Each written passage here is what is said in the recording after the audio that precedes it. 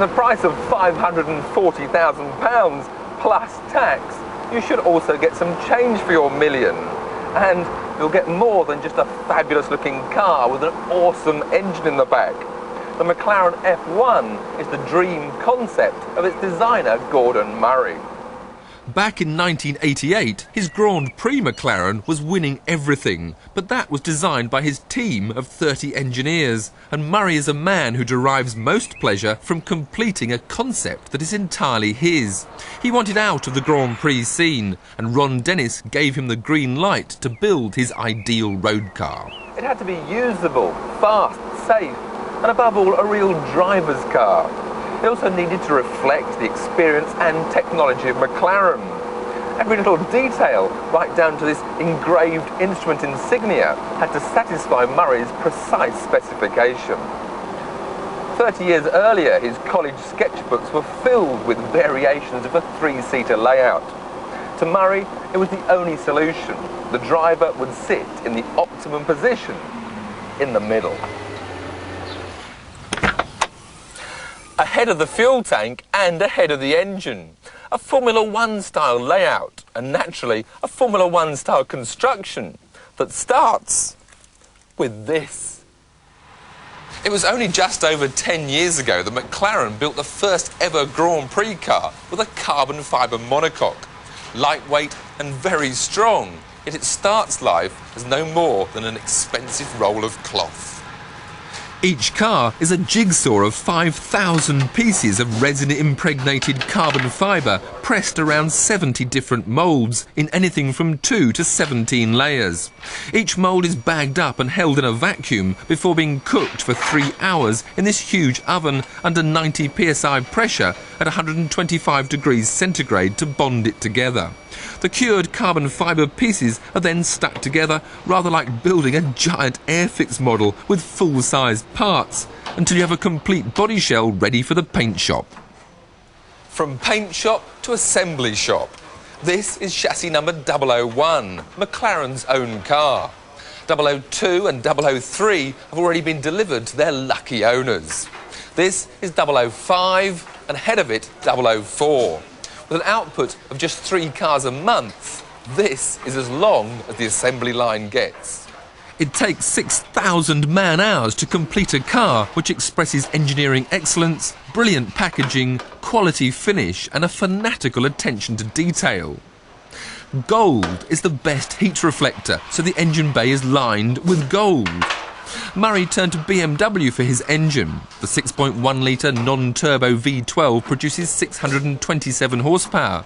Murray only asked for 550, so he wasn't too unhappy when the engine came out 16 kilos heavier than the 250 he'd specified. Stress goes up. Weight is one of Gordon Murray's obsessions. Saving it meant more expensive materials. Magnesium wheels, aluminium alloy brake calipers, and an Inconel titanium exhaust system, which is 67 kilos lighter than normal steel. Even the spanners in the special toolkit are made of titanium. The finished shape is the work of stylist Peter Stevens, who already had the Lotus Elan and Jaguar XJR 15 to his credit before he began working with Murray to clothe the F1 in a shape that not only looked good, but performed to the designer's requirements. So, have all Gordon Murray's dreams come true? Is this a usable supercar? Well, it's light and easy to drive, the visibility is superb, the engine will dawdle along as slow as you want it to, and here in the middle there's a CD sound system all around you that's been honed to perfection. And there's even room to take the whole family shopping. Parking is a doddle, and there's no problem with opening the doors.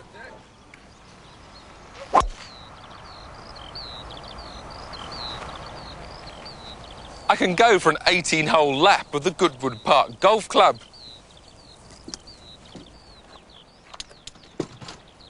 I've even got enough luggage space to pack up and head off for a weekend in the country.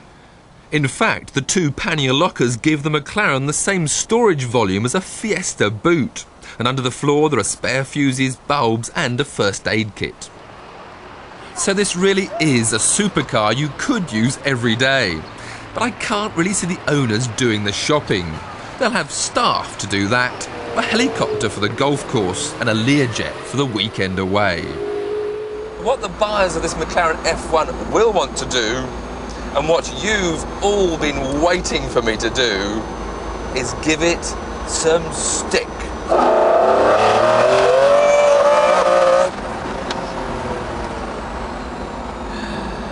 I think we better find a private circuit.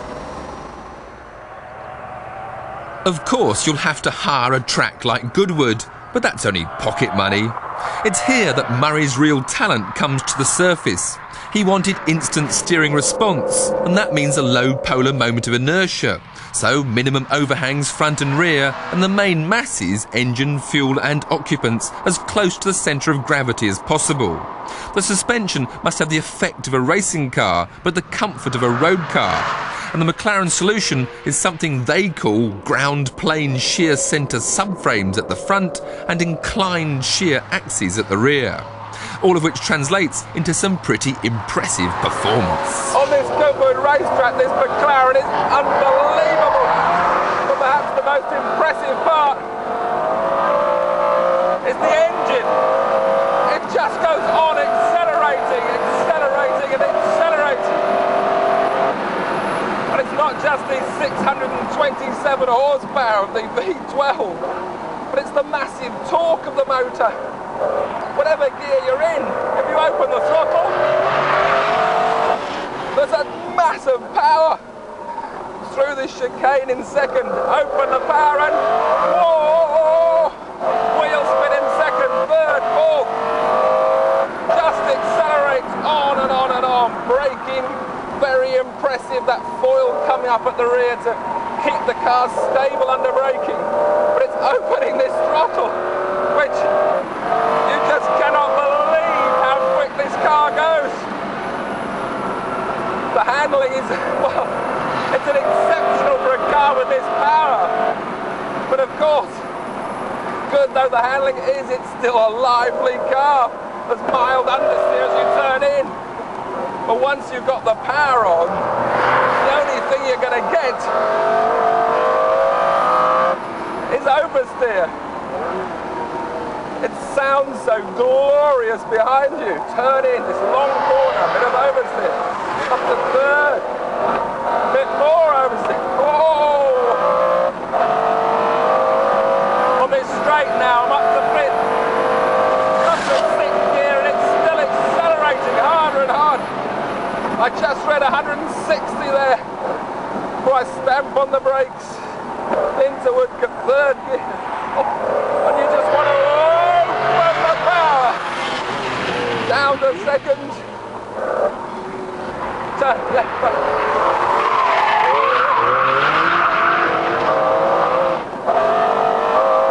This is sensational. The F1 has been a long time coming, but it's been worth the wait. 0 to 60 in 3.2 seconds and an unofficial 231 miles an hour should set the standard for years to come. The McLaren F1 has everything you ever wanted in a supercar. Except perhaps, if you want to check a traffic report before you head home, then you're stuck. The F1 doesn't have a radio. Gordon Murray doesn't listen to the radio.